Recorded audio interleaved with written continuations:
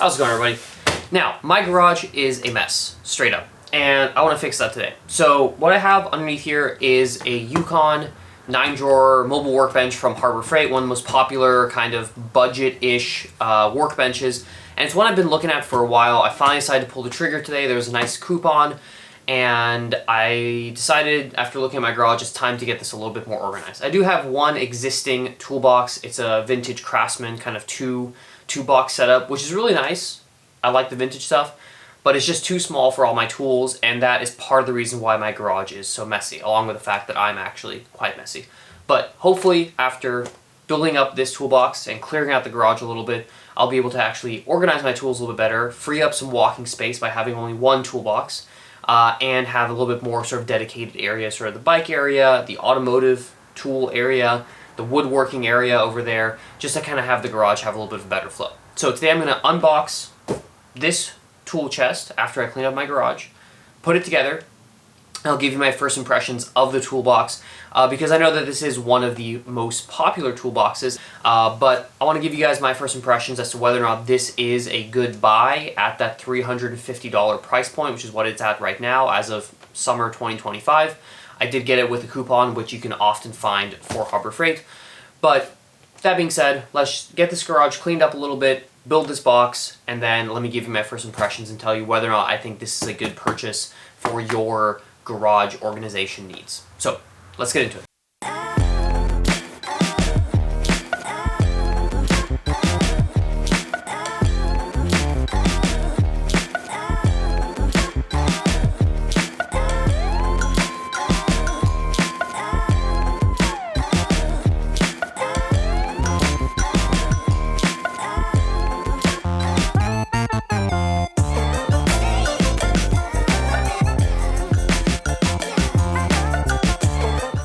Alright, we are looking good now. We've got this whole area nice and cleaned up. We can fit our new workbench right here.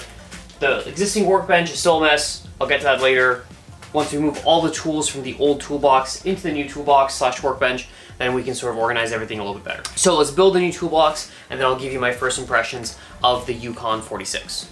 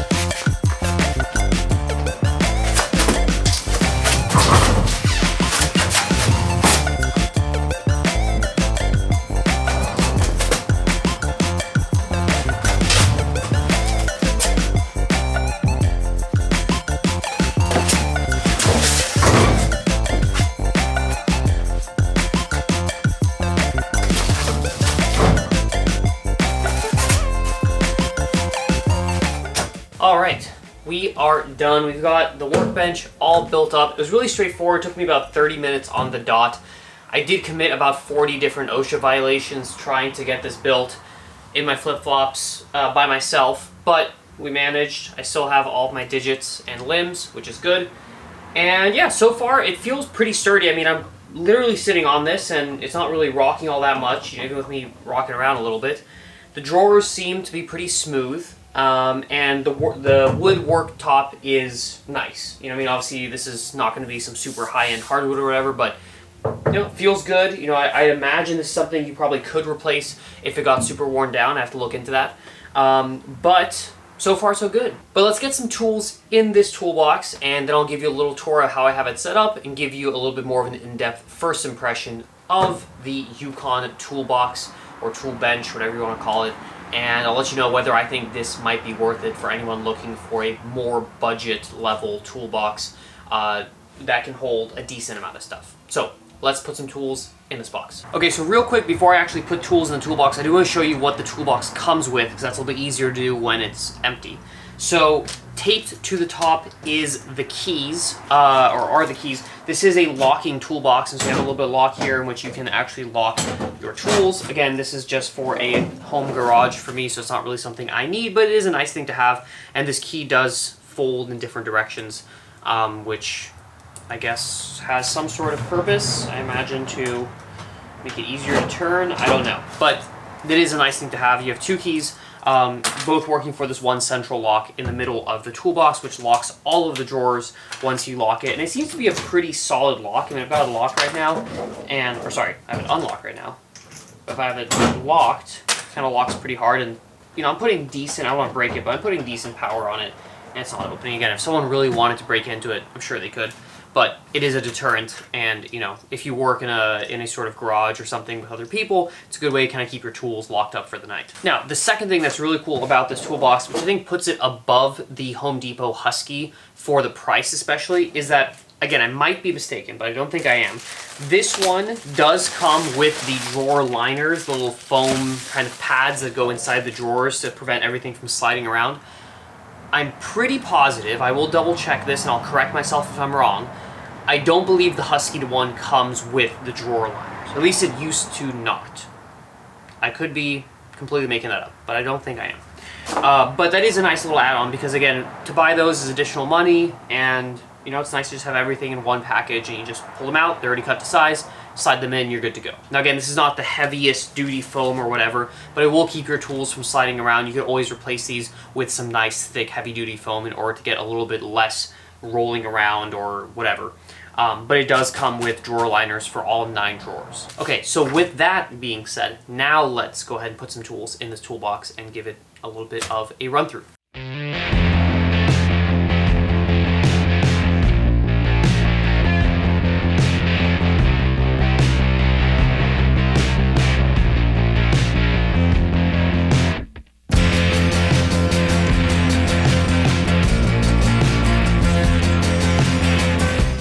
So there you have it, the Yukon 46-inch 9-drawer workbench in its sort of final resting place, if you will. And the reason why I bought it initially was to actually replace this older Craftsman sort of double-decker toolbox over here.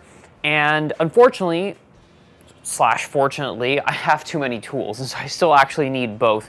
This one is mostly empty, but I guess that just means I can buy more tools. Or more realistically, I need to sort of be a little bit smarter about how I sort of organize things. But what I want to do real quick before I wrap up the video is sort of give you my kind of impressions and quick review of the Workbench now that I've had it for a couple of weeks and been using it pretty much daily. And obviously this is not a long-term review. I don't know exactly how it's going to hold up to many, many years of use.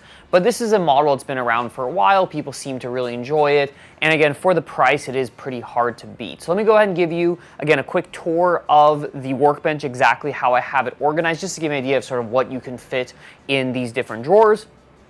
And then I'll go ahead and give you my sort of overall impressions on the Workbench and my ultimate recommendation as to whether or not I would recommend it as a workbench for your garage. All right, so I'm gonna start at the top and work my way down. The way that the tool bench is organized is you obviously have the wood top here, then you have this really long, wide, shallow drawer. You have 6 more equally shallow drawers, okay, the same depth as this first one, if I'm not mistaken, actually a little bit shallower, okay? And then you have two pretty deep drawers at the bottom here. So again, let me go through each of the different drawers and sort of show you how I organized it, which is obviously not necessarily the best way to organize it, but just the way I did it. So starting at the top here, I've got all of my sockets, I have my extensions, socket adapters, then I have my ratchets, and here I have all of my wrenches. Now, again, I do have the sockets, some of them at least, on these little socket kind of holders. I do want to do a better job of organizing this, whether that be sort of 3D printed situation or a foam situation or something. I don't love the way this turned out just because it's sort of messy. I know where everything sort of generally is, but I think there is a lot of wasted space, especially with the wrenches over here, and you know, they could be organized in a way that is more space efficient. So that's a job for another day, but you can fit quite a bit of stuff here. I have my 3/8 stuff, 3/8, I have 1/4 inch stuff, I have some impact stuff. These I haven't taken out of the bag yet. These are some more 3/8 deep. All of my extensions, I have 1/4 inch, 3/8, and 1/2 inch drive wrenches ratchets over here. I have some ratcheting wrenches, some mini wrenches, and then a full set of Craftsman from 19 all the way down to 6, and then some miscellaneous snap-on ones that, you know, are just kind of random sizes, but they're snap-on, so I have them. Okay, so then on the left side of the cabinet bank here, on the top we have my screwdrivers. These are not really organized at all yet. This is a work in progress, but I just kind of threw them in there. But I should be able to fit most, if not all of these once I actually organize them. But they're just a mix of, you know, Phillips and flathead and miscellaneous screwdrivers. Over here, I have mostly torque wrenches along with some adjustable wrenches. This enormous 32 millimeter wrench that I believe was for the axle nut on my Porsche Boxster. I still have that. And then again, these two torque wrenches and then a breaker bar. So kind of bigger stuff over here, working our way down. These are hammers and mallets and some impact extensions. Not a great use of space, probably a better place to put mallets and hammers than in a tool bench, but for now, this is where I have it. And then down here, this is bike stuff. I have some cable housing and shift cable just that are in these sort of bulk packages. And I just have it in here because I don't know what else to put in this really deep drawer, but again, that's something I can figure out on a different day. Then moving over to the right side of the cabinet, on the right-hand side here, we have a variety of pliers. This one is quite organized as it currently stands. So anything sort of plier shaped. So obviously I have some vice grips, I have some channel locks, needle nose pliers, I have some electrician's pliers, right, wire strippers, so on and so forth. Just anything that's plier shaped goes in here. Next, I have automotive type tools. So again, I have some larger sockets that are used for axle nuts and stuff like that, spark plug sockets. I have some feeler gauges and, you know, to check valve clearance and stuff like that. I've got my hose pliers over here, seal pullers. These are oil wrench pliers, brake disc pad spreaders, and some other miscellaneous things like an extractor set and an impact driver. Then we have some electrical automotive tools along with kind of large items like a pickle fork, these two pry bars, these enormous crescent wrenches, some other pry bars here. And then at the very bottom here, I just have a Bosch drill and driver set and then some more bike stuff. This is my bleeding kit, and then these are all miscellaneous hoses and cables and stuff like that. Now, what do I think of, and I just realized my hair looks like I slicked it back. It's raining today, so this is not a new hairdo or anything like that, just for the record. So what do I think about this workbench? Well, honestly, I think it's great. For the price, $350, and you can easily get coupons for 10, 15, or 20% off at Harbor Freight, so you can really bring that price down quite a bit. You know, it hasn't gone up because of any sort of tariffs or anything. This is as of, October of 2025. It's a really solid workbench. I like the wood top, okay? It's kind of really usable as a workbench at the top here. You don't have a ton of space, you know, 46 inches sounds bigger than it really is, but it does give you enough space to kind of do little things here and there. I was working on an espresso machine that I was rebuilding. I could easily do that on here. Anything bike related I could pretty much do on here. I do wish, and again, this is probably not necessarily a feature that a lot of people would use. I do wish there was a sort of easier way. I mean, I guess you could do it, a way to mount a vise onto here. I guess you could just sort of drill through it, but it would have been nice if there was I'm trying to see underneath here. I do think I am touching the wood top. So I think I actually probably could screw a vise into here, which would make it, I think, more usable for me just because my vise is sort of an inconvenient spot. I don't know if I really want to drill through this, but I bet you I could. I don't know if anyone has replaced the wood tops on these. Just kind of feeling, I believe they are glued on. Although I guess they could be screwed on. There are some screws in here. So I don't know if this is something that you could easily replace, but if that were the case, then, you know, when this wears out, or if you use it for, you know, things that are a little bit more destructive, you could just replace it, or you could even put like a thicker piece on there of butcher block or whatever you want it to do. So I'm not sure about that. If someone knows, please let me know in the comments down below. Can you replace these? And if so, are they just hold on by screws? But that is sort of one thing, and not a pro or a con, just a thought I had. In terms of cons, the only one I can really think of, which is pretty avoidable, is that unless you close the drawers all the way, they do tend to kind of inch or creep out a little bit as you have them open. So, you know, like I noticed sometimes if I was like working on here and doing something, actually you can see right now, let me show you this real quick. So, you know, let's say you're doing some work on here and you're kind of moving it around. As you can see here, just by me kind of vibrating the top, a lot of these drawers are kind of working themselves open, which I would argue is not a good design. There should maybe be a stronger magnet if there is any sort of magnetic closure or latch. I wonder if, let me try, if I lock these, does that do a good job of keeping it from moving? Okay, so I just locked it. And yeah, if you lock it, then obviously, you know, they are locked and they're not going to wiggle loose. But that is kind of a dumb fix. You know, it should just sort of stay closed, I think, even if you are shaking them. So I'm giving them a little shake here again. You can sort of see, yeah, that top one's starting to work itself loose. Again, is that a huge issue? No, because you're probably not going to be shaking your workbench all the time. But if you are using your workbench for something, see it once again. If you are using your workbench for something where you need to sort of move stuff around, you know, that can be somewhat annoying. And I guess you could always just lock it before you start shaking stuff around, but that is something to keep in mind. So yeah, to summarize, the real only gripe I have with this workbench is the fact that the drawers do work themselves loose if you're really kind of shaking the top around. That is avoidable, you know, as long as you're not doing anything too crazy, and you can just lock it, which would solve that issue. Although I do think, you know, having maybe a magnet or something that kind of actually keeps it closed, or a little bit of a stronger latching system, wouldn't be a bad idea. So all things considered, I think this is a great workbench for the price.